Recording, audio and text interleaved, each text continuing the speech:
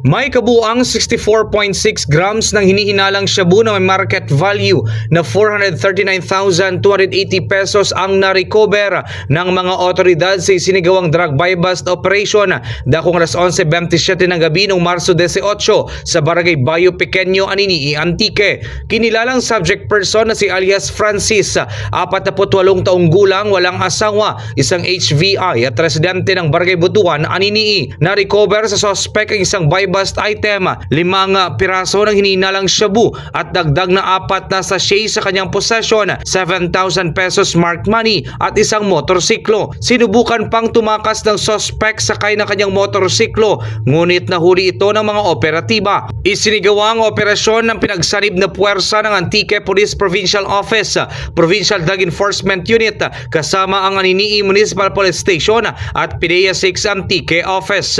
Kasalukuyang nasa kustodiya na ng Anini MPS ang suspect para sa kaukulang disposisyon. Balita mula sa probinsya ng Antique kay K5 Joe Jen Kabatingan Murillo.